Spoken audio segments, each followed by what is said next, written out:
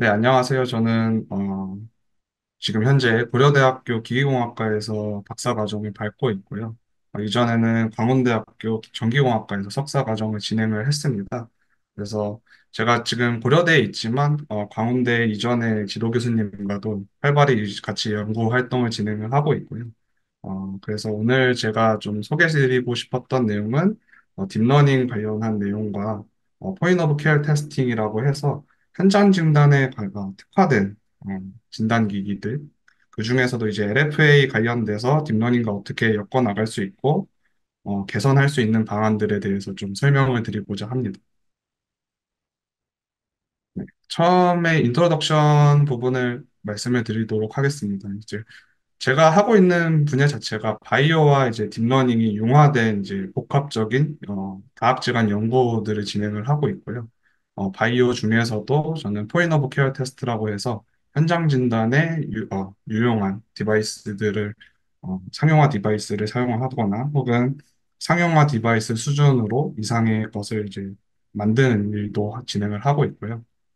그 중에서도 오늘 좀 특히 소개드리고 싶었던 부분은 레터럴 플로우 에세이에 관련된 내용들입니다. 저희가 코로나 한창일 때, 어, 신속 항원 진단법이라고 해서 레터럴 플로우 에세이를 굉장히 많이 사용을 했는데요. 그거 관련해서 딥러닝과 어떻게 융화를 시켰는지에 대해서 간략하게 설명을 드리도록 하겠습니다.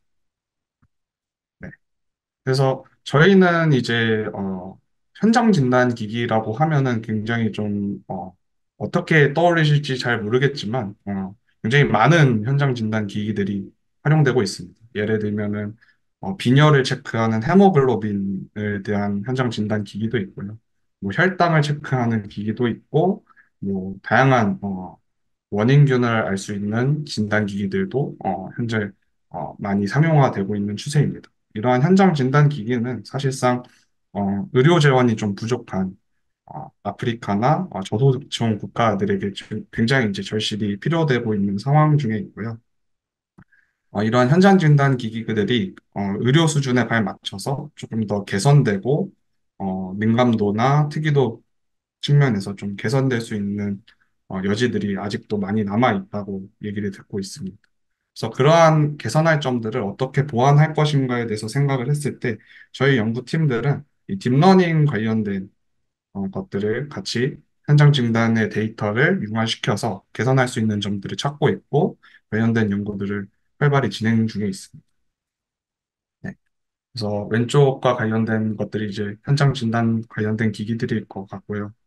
오른쪽에 있는 딥러닝에 대해서 간략하게 또 설명을 드리면은, 인간의 두뇌에 있는 뉴런의 구조와 유사한 신경망을 형성을 합니다. 그래서 그 안에서 비슷한 방식으로 데이터를 처리할 수 있는 학습셋을 부여를 하고요. 이후에 이제 컴퓨터나 기계에게 이제 학습을 시켜서 인공지능으로 활용할 수 있는 방법들을 이제 딥러닝 시스템이라고 얘기를 하고 있습니다. 그래서 포인트 오브 케어 테스트와 딥러닝을 합쳐서 바이오 딥러닝을 연구들을 저희 연구팀에서는 진행을 하고 있습니다. 그래서 그 중에서도 저희 연구팀이 좀 활발하게 해왔던 연구들은 LFA 같은 이제 신속 진단 항원 키트들을 좀 연구하는데 좀 몰입을 많이 했습니다. 코로나 시기 때 정말 많이 사용을 했고요. 구동법도 웬만하면은 다들 해보셨기 때문에 잘 아실 거라고 생각을 하고 있습니다. 이 컨주게이트 패드, 뭐 디텍션 멤브레인 이렇게 구동할 수 있는 각각의 멤브레인 층들이 있는데요. 이런 자세한 설명들은 나중에 이제 시간이 남으면 또 말씀을 드리는데, 이런 레터럴 플로 에세이 같은 경우에는 굉장히 이제 마켓 사이즈도 커지고 있는 추세입니다. 어, 거의 한 145억 달러에 육박할 정도로 굉장히 커지고 있는 시장들이고, 저희가 감염성 질병에 대해서도 굉장히 늘어나고 있는 추세에 맞춰서 그것을 현장 진단 키트로 굉장히 활발하게 활용되고 있다고 얘기를 듣고 있습니다. 근데 이 LFA도 문제점이 있습니다. 이 문제점 중에 하나는 이 결과값의 어큐러시가 굉장히 낮다라는 문제점들을 갖고 있습니다. 그래서 이 결과값, 이 민감도가 낮은 측면이 되게 이제 좀 안타까운 측면으로 자리 잡고 있는데요. 저희가 코로나 팬데믹 시절에도 이러한 민감도 측면을 좀 안타깝게 바라보더라도 굉장히 많이 사용을 했습니다. 하루에도 국내에서는 1,000만 개 이상의 키트들이 사용이 됐고요. 그러한 경우에서, 그러한 측면에서 바라봤을 때, 이 WHO에서 이제 기준표로 작성한 POCT 진단 기기에 대한 크라이테리아가 있습니다. 그래서 나머지 이제 위에 보시면 어포더블에서 딜리버블 투 엔드 유저까지 있는데, 그 중에서 이제 센시티비티 쪽 민감도 측면에서는 좀 안 좋게 자리 잡고 있는 측면이 있지만, 나머지 부분들은 굉장히 장점들로 자리 잡고 있는 게 레터럴 플루 에세이의 장점들이 일 것 같습니다. 그래서 저희들이 이제 왜 센시티비티가 낮게 나타나냐, 민감도가 왜 낮게 나타나냐에 대해서 문헌을 조사해 봤을 때 이렇게 어, 보통 이 그 코 속 깊이 이제 비인도 도말까지 이제 샘플을 채취를 하게 되는데요. 이걸 채취하는 사람에 따라서도 굉장히 민감도가 좌지우지 된다고 얘기를 듣고 있습니다. 보시면은 트레인드 된 사람일지라도 이제 어, 어떤 정말 전문가들보다 좀 낮은 수준으로 민감도가 나타나고 있고요. 그러한 것들에 의해서 사람마다 이 어떻게 이 검체를 채취하는 방식에 따라서도 민감도가 많이 흔들리고 있습니다.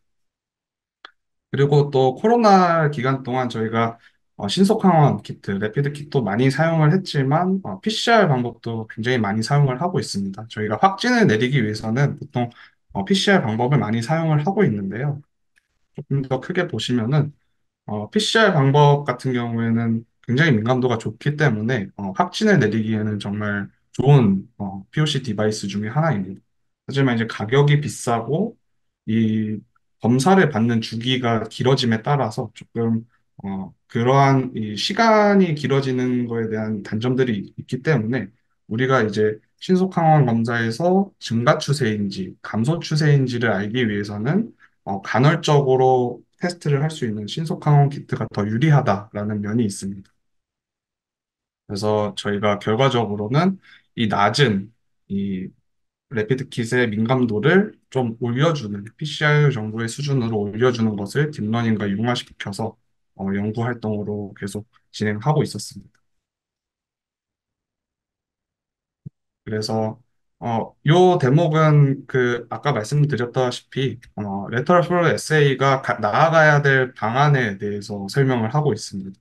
이 레피드 킷과 PCR, 이 LFA와 PCR은 되게 대척점에 있습니다. 보시다시피 레터럴 플로 에세이는 그 진단 속도는 빠른 대신 이 검출 한계가 굉장히 좋지 않기 때문에 센시티비티 측면에서 올려야 될 것이 숙제로 남아 있고요. PCR 같은 경우에는 이 스피드는 굉장히 느린 대신 또 검출 한계는 굉장히 좋기 때문에 이 스피드를 빠르게 해주는 것이 또 남은 숙제로 자리를 잡고 있습니다. 네. 결과적으로 요번에 말씀드릴 것은 저희가 리얼타임 PCR에 대한 것에 대한 딥러닝이 아니라 좀 레터럴 플로우의 강점을 좀 활용을 해서 딥러닝을 어떻게 활용했는지에 대해서 말씀을 드리고자 합니다. 근데 딥러닝을 활용하기 전에 LFA에 대한 민감도 혹은 특이도를 끌어올리기 위한 전략들이 굉장히 많이 자리 잡고 있습니다. 세 가지 정도를 예로 들 수 있을 것 같은데, 샘플을 농축시키는 방법이 한 가지가 있고요. 또 에세이, 이 에세이 방식 자체를 옵티마이즈 하는 방식들도 있습니다. 이제 컨주게이트 패드나 혹은 이제 테스트 라인에 분주되어 있는 그 안티바디들의 그, 어, 그 어피니티를 증가시키거나 뭐 아타머 센서를 붙인다던가 뭐 크리스토퍼 캐스를 활용한다든지에 대한 어, 에세이 옵티마이제이션 방법들이 있고요. 또 이제 러닝 버퍼를 어떻게 조성하냐에 따라서도 에세이가 구동되는 것이 많이 달라진다고 하고 있습니다. 네, 마지막에는 시그널 앰플리피케이션인데요. 저희가 좀 더 이제 딥러닝으로 활용하고자 하는 부분은 이 신호 증폭에 관련된 일들입니다. 일전에는 이제 형광이나 뭐 라만 스캐터링, 뭐 마그네틱, 서멀, 그리고 일렉트로케미칼 센서들을 통해서 이제 앰플리피케이션을 진행을 했다고 한다면은 저희는 이제 스마트폰과 딥러닝, 스마트폰의 이미지를 취득을 해서 딥러닝에게 학습을 시켜서 이 테스트 라인 부분에 양성인지 혹은 음성인지를 판단하게 하는 시스템을 미리 구현을 했습니다. 그래서 레터럴 플로 에세이 관련해가지고 그 진단 시기를 빠르게 당기는 것 이전에 모태가 되는 논문을 하나 저희가 어, 게재를 했습니다. 스마트 AI LFA라는 모델을 만들었고요. 이 모델 자체는 스마트폰 어플리케이션에서 구동할 수 있는 모델입니다. 그래서 딥러닝을 얹은 다음에 저희가 확인하고 싶어 하는 테스트 라인 부분에서 양성인지 혹은 음성인지에 대해서 빠르게 디텍션 해줄 수 있는 그리고 고민감도로 디텍션 해줄 수 있는 모델을 개발을 했습니다. 네. 앱에서 이러한 사진들을 취득을 하고요. 키트가 15분 동안 에세이 된 것을 이미지를 취득을 하고 이 이미지를 다른 이제 아마존 클라우드 서버라는 곳에다 보내지게 됩니다. 앱을 통해서. 이 아마존 클라우드 서버라고 하면은 저희가 이전에 만들어 놓았던 코로나 바이너리 클래시피케이션을 가능하게 하는 양음성을 가능하게 하는 딥러닝 모델이 코팅이 되어 있고요. 그리고 그거에 맞춰 있는 데이터베이스들이 구성이 되어 있습니다. 그래서 구성 안에는 이제 욜로 V3라는 것이 있는데요. 욜로 V3에 대한 역할은 들어온 이 인풋 이미지들을 크롭해주는 역할을 합니다. 저희가 원하는 그 ROI라고 해서요. 우리가 원하는 테스트 라인 부분만 크롭해줘 해가지고 크롭을 해주는 역할을 담당합니다.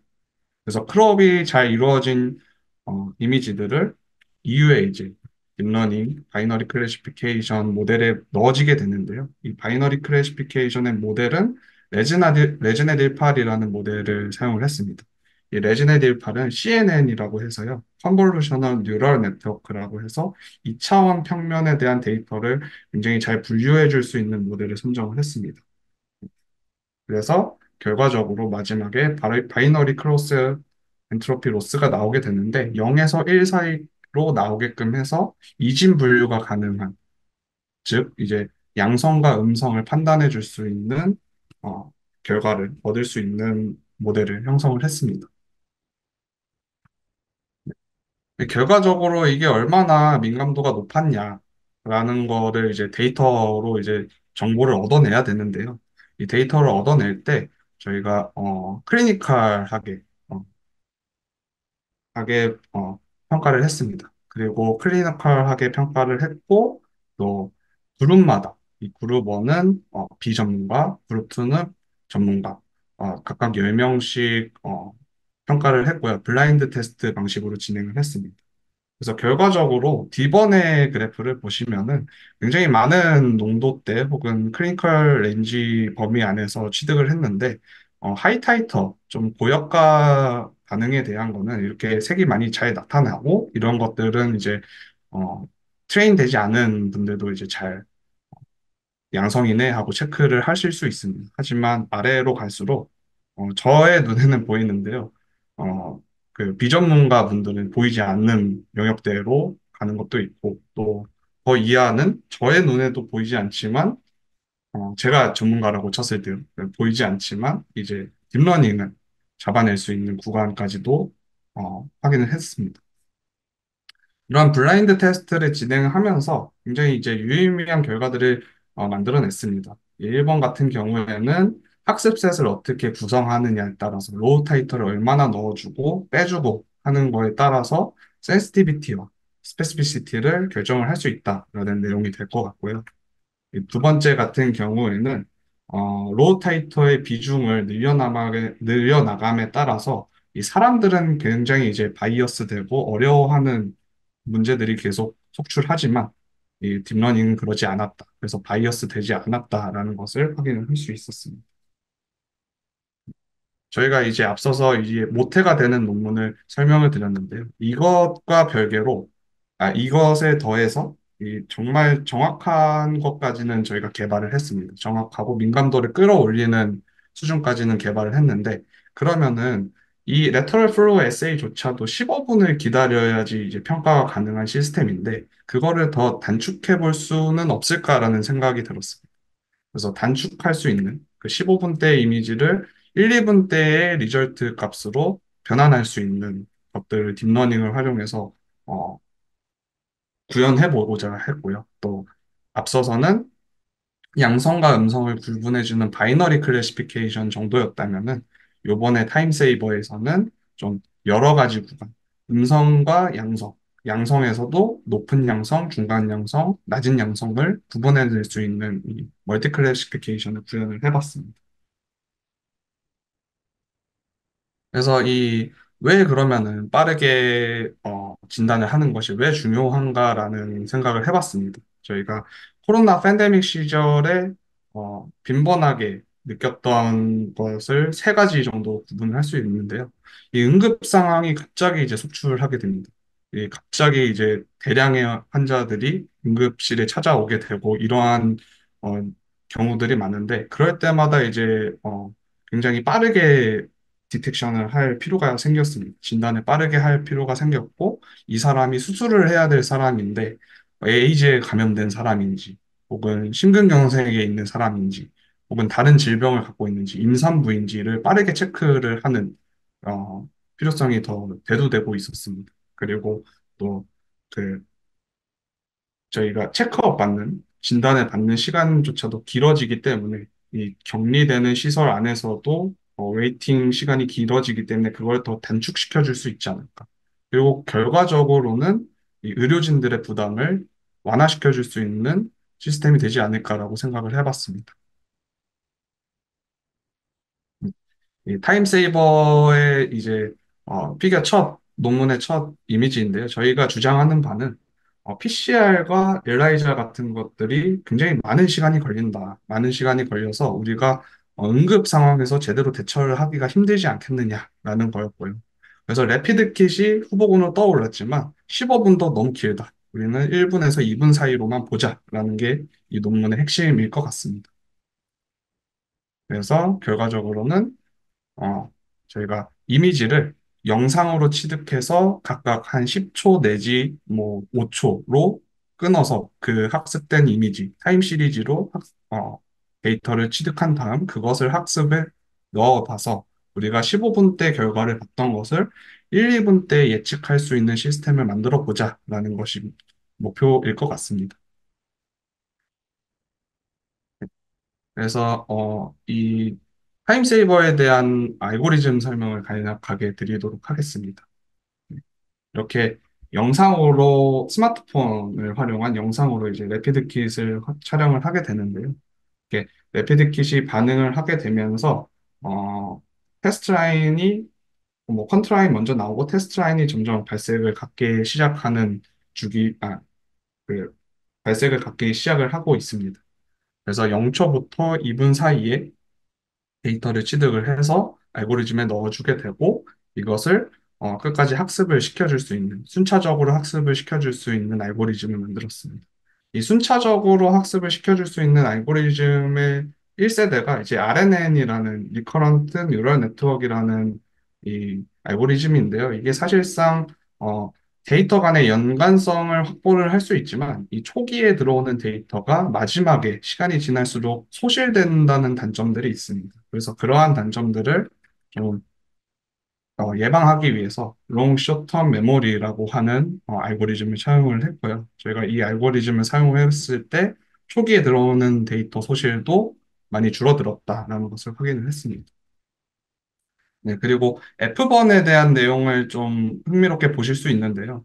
네, 저희가 이 이미지를 취득함에 따라서 데이터는 계속 늘어나게 됩니다. 이 데이터가 늘어남에 따라서 어, 인공지능이 학습을 하거나 테스트를 할 때 사용하는 GPU 메모리도 같이 늘어나게 되는데 이 한도 끝도 없이 GPU가 늘어나게 되는 그 상황이 벌어질 수 있기 때문에 우리가 RMSA 값이라고 해서 오차가 1 이하로 되는 점과 메모리 값도 크로스오버 되는 그 교차 지점이 한 2분 정도로 마킹이 되더라. 그래서 우리가 2분까지는 어, 좀 최적화를 해서 쓸 수 있겠구나라는 생각을 했습니다.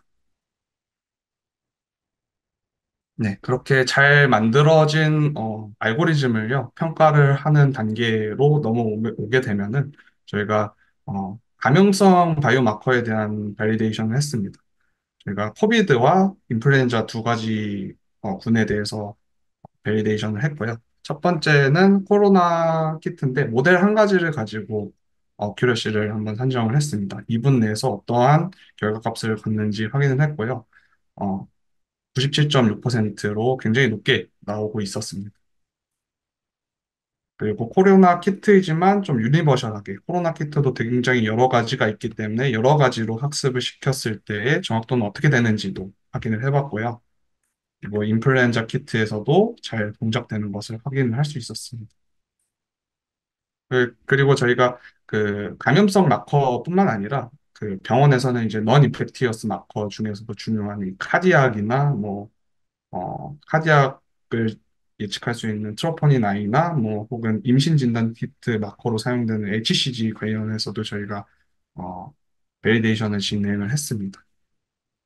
굉장히 높은 수준의 정확도를 확인했고요.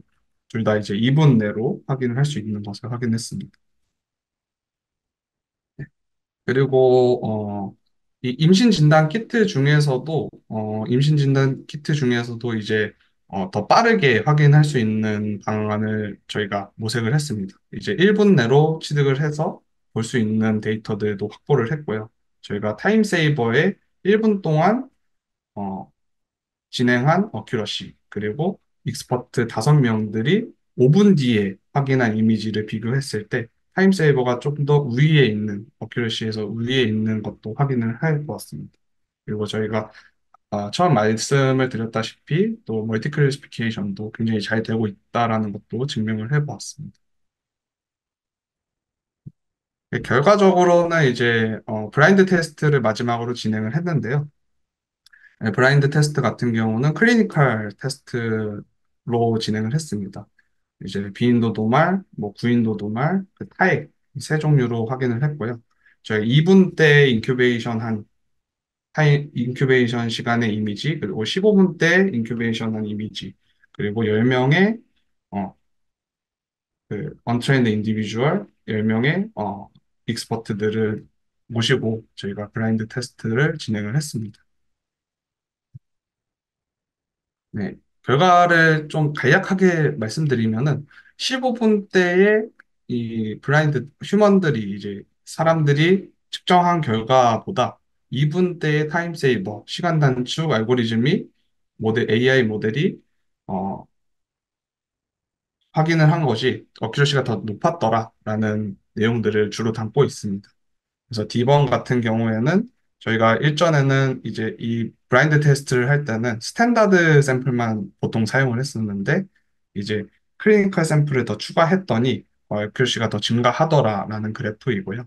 그리고 2번 같은 경우에는 어, 그 시간대마다 어큐뮬레이션 되는 이미지의 양이 있는데 이 이미지의 양이 증가할수록 어큐러시도 증가하더라. 그리고 2분대에서는 휴먼 익스퍼트를 15분대의 휴먼 익스퍼트를 능가하고 또 1분대는 언트레인드 인디비주얼의 15분대를 능가하더라라는 결과를 취득을 했습니다. 네. 그리고 그래서 이 좀 더 저희가 어, 왜 이러한 현상이 나타났느냐 하는 것을 좀더 관심 있게 들여다봤는데요. 이제 농도별에 따라서 이제 테스트 라인이 마킹이 되는 시점이 달라지는 것 같습니다. 그래서 고여가의 것일 경우에는 한 40초에서도 이제 테스트 라인이 마킹이 되는데 점점 이제 어, 저기 농도가 낮아질수록 테스트 라인이 마킹되는 시간이 더 늘어나더라 하는 것을 저희가 발견을 했고요. 그것에 맞춰서 이 어큐뮬레이션 되는 타임도 증가해야지 딥러닝 입장에서도 얘가 테스트 라인이 마킹이 됐구나 하는 걸 인지를 할 수 있는 게 아닌가라는 생각이 들었습니다. 네, 정리를 하자면은 결국에는 이제 저희가 목표하는 거 두 가지를 이루었습니다. 레피드 킷에서 목표해야 될 것의 두 가지는 하이 어큐러시 그리고 빠른 이제 프로세싱입니다. 그래서 두 가지 동시에 저희가 목표를 했는데 달성을 했다라는 점이 의의가 있을 것 같고요. 그리고 이제 유니버셜한 마커 혹은 유니버셜한 타겟 마커나 유니버셜한 LFA 모델에서도 구동을 잘 하더라.